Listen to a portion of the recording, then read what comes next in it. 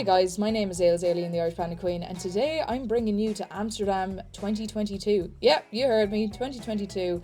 It's been a while since this has been recorded, so bear with me. But it was my first ever solo trip post-lockdown. Like, it was my first ever solo trip as well. But like, just to be able to go out of the country and explore. I went to Amsterdam for a week with the idea of going to Twitchcon, but everything else was completely spontaneous. I didn't look into anything before I went. When I was waiting in the airport, there was a girl that I used to live with in college, and she goes, "Oh my god, I'm in Amsterdam too. That's wild." I was like, "Okay, when I land, let's meet up." So she was going to the Wander Museum with her friend. So I said, "I'll tag along." Absolute spontaneous behavior. But as you can see, this place is like, if you're an Instagram girly, like this is your dream place, I can imagine. Like, but it was so much fun. It taught me a lot though about angles and like posing and just different things for just creating content. It taught me a lot, and like how comfortable I am in front of the camera, because if you ever saw any footage or vlogs that I did before Amsterdam, it would have been all like just me not being in front of the camera at all. So this is like, this footage that you're seeing here is just me like trying to get used to like being in front of the camera and just like having fun, being confident as well. And this place definitely made me feel really comfortable. There was obviously a lot of different props that we had a laugh with, and honestly I actually would go back again. I do know there's a lot of these places in Europe, so I definitely love to see if I'm in any European cities from this point onwards, like if there's any Wander experiences. But we went to Pink Beach afterwards, which is part of the Wander experience, and it's kind of hidden in the back, but we got these lovely themed drinks, and they were just absolutely stunning. I'm not wearing any makeup and I regretted it so much, but now looking back, I think I kind of slayed. I ended up picking up my TwitchCon tickets after that, and then I went on a train straight to Rotterdam. And as you can see, the station there looks like something from Star Trek. The buildings, the architecture in Rotterdam, like, look at those buildings. Incredible. That evening I ended up meeting up with Jess and Ellen again, and we ended up going to a karaoke bar. Again, spontaneous. Like I said, lads, I didn't make any plans. I was like, I'm going to TwitchCon, and that's it. So here we are at TwitchCon. Just in case you didn't know it was TwitchCon that you were walking into, there's signs everywhere that say TwitchCon, like everywhere. But yeah, like just going in, the stuff that they had just set up, there was a DJ in the middle, there was live music outside, there was tournaments going on, there was competitions, there was talks about upgrading your cosplay, there was like little sets for like the boys, for example. Like, obviously Prime and Twitch are one and the same. There's my little outfit look there. I was very proud of it. There's Twitch Rivals as well. The queue to go into that place was insane. We actually just snuck in at the end when it was all over. But honestly, really good day one. There's me like in my confined space in the hostel, and I decided that evening to go to a karaoke bar with Baldy and his friends again, and I no footage of that. There's no footage of that. Day 2 of TwitchCon. So this is day 3, but this is day 2 of TwitchCon. Slayed with the outfit, I think. Honestly, I was really happy with that. I don't care what anyone says. We went to the cosplay competition. Now, I showed up to the cosplay competition thinking, yeah, look. But look at these! These streamers, right? These are all streamers, by the way. They all built these costumes on stream. So the judges, like, were keeping an eye on the Twitch streams as well to see the process and how everything was made. And it was really inspiring. Like, I'm a cosplayer myself, but not to this detail, not to these lengths. Like, hours and hours and hours, a lot of money. It's incredible. But see this, the Cinderella dress, speechless, absolutely speechless. Like, it actually has me stop. Like, I'm stuck for words. But yeah, there's the winners of the cosplay competition, and he got his sweets. That's why he came to TwitchCon, just to get a bag of sweets, to be honest. Got a little bit of food afterwards with Baldy again and friends. And by the way, his name's Too Baldy for cosplay, so that's why I call him Baldy. We went and had a look at little different scenic routes. See these stairs? Do you realise the amount of stairs I had to climb to get to my room every single time I wanted to go back to my room?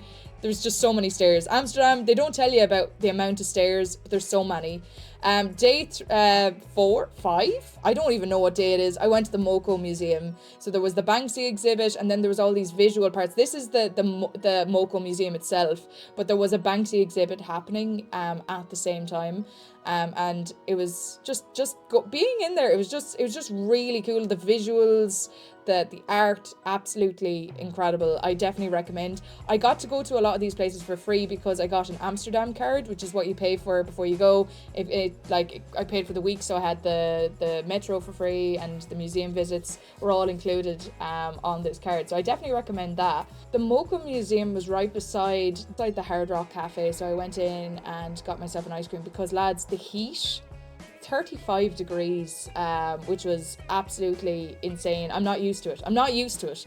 This is like a little place that I went and got food with one of the people that was staying with me in the hostel. Like I said, absolutely spontaneous, lads. I didn't know anyone when I went over, and it was just pure random spontaneous visits to different places that I'd never been before, and I was just taking the whole thing in.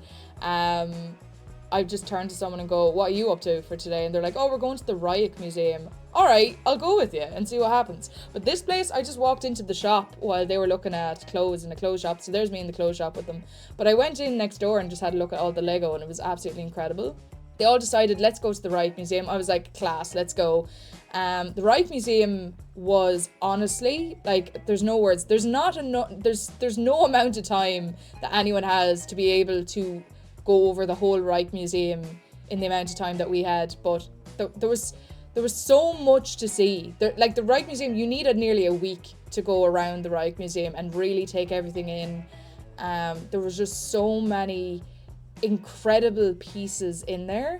There was a library there as well, and when you stood in, like, there was a airtight door, so you couldn't say anything when you went in. Everything had to be everyone had to be like super quiet. And then there was all of these little miniatures as well. The detail, again, the art. There was like a little music part as well. So there was, of course, the violin. Look at it. Incredible. Like the detail. I'll keep saying it, lads. The absolute detail. Look, I go zoomies. So that painting there is called The Month of July, which I thought was very fitting. So I ended up getting it as a postcard and getting my two lovely Australian roommates to sign it as like a little physical memory of the occasion and us hanging out together and get breakfast. It was really, really nice. And they were doing a whole tour of Europe, which was really, really cool. So I hope they enjoyed themselves. There's the hostel that I was staying in. The nightlife was absolutely class. But unfortunately, on the last day, poor Ailes caught something and she was ill. So bloody ill. But I somehow managed to make it to the train station and somehow made it home. But I really enjoyed myself in Amsterdam. So here I am in 2024, looking a bit different. I will say the highlight of that whole trip is the fact that I went on my own. And I'm not an introverted person. If anything, I'm the absolute opposite. I love talking to people, and that was the big thing for me.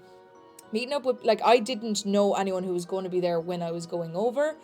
Getting to know people that were in my hostel room as well. And there was a different person every night. I stayed for a week. There was a different person there every night. And people from India, there was people from Australia, there was people from Sweden. There was a lot of things I learned about culture, about language, about things people have in their country versus our country. And I feel like any of these conversations wouldn't have happened if I stuck to a group of friends of my own and went over. I genuinely think everyone should travel with people and also travel on their own to different places, because you get to see all the things you want to see as well. If you want to stop for a minute and get a drink somewhere, you can. You're not relying on anyone else, you're not waiting around for anyone else. But also when you're obviously out with your friends, you get to make new memories and stuff like that too.